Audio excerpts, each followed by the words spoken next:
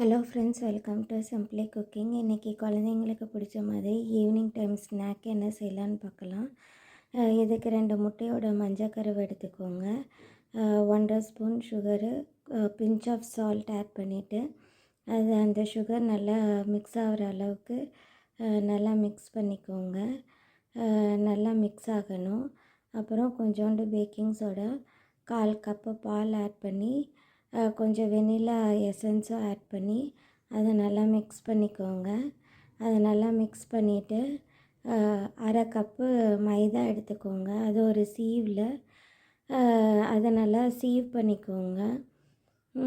அதுக்கப்புறம் இந்த பேட்டரை வந்து நல்லா மிக்ஸ் பண்ணுங்கள். எந்த விதமான கட்டியும் இல்லாத மாதிரி நல்லா மிக்ஸ் பண்ணிக்கோங்க. இது இட்லி பேட்டர் கன்சிஸ்டன்சியில் இருக்கணும். திரும்பவும் நான் 2 டேபிள் ஸ்பூன் மைதா ஆட் பண்ணி திரும்பவும் நல்லா மிக்ஸ் பண்ணிக்கிறேன். இட்லி பேட்டர் கன்சிஸ்டன்சியில் இருக்கணும். இப்போ நம்ம ஒரு பைப்பிங் பேக் எடுத்துக்குவோம்.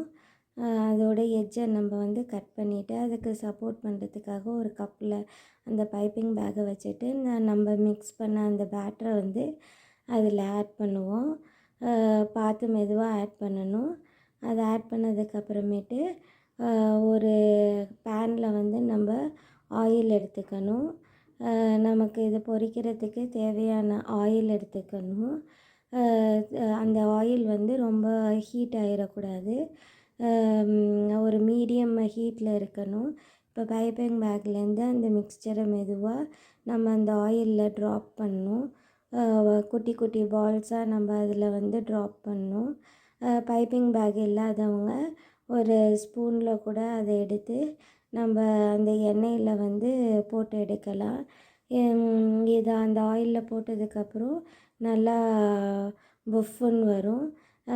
அது நல்லா கோல்டன் ப்ரௌன் ஆனோடனே அதை எடுத்து ஒரு பிளேட்டில் வச்சுக்கணும். இப்படி பேட்ச் பை பேட்சாக நம்ம எல்லாத்தையும் வந்து பொரித்து எடுத்துக்கணும். இப்போ இதுக்கு வந்து நம்ம 2 டேபிள் ஸ்பூன் சுகர் பவுடர், கொஞ்சோண்டு மில்க் ஆட் பண்ணி அதை நல்லா க்ரீமி கன்சிஸ்டன்சியில் கொண்டு வந்ததுக்கப்புறம் நம்ம பொரித்து வச்ச அந்த பால்ஸை வந்து இந்த மில்க் சிரப்பில் வந்து நம்ம போட்டு எல்லா பக்கட்டும் கோட் பண்ணி எடுக்கணும். இதை வந்து நான் கோட் பண்ணி எடுத்ததுக்கப்புறம் ஒரு சர்விங் பிளேட்டில் மாற்றிக்கலாம். இந்த ஸ்நாக்கை வந்து செஞ்சிங்கன்னா உங்கள் குழந்தைங்களுக்கு ரொம்ப பிடிக்கும். இது எப்படி இருக்குதுன்னு பார்த்துட்டு எனக்கு ஷேர் பண்ணுங்கள், கமெண்ட் பண்ணுங்கள். உங்கள் ஃப்ரெண்ட்ஸ் அண்ட் ஃபேமிலிக்கு ஷேர்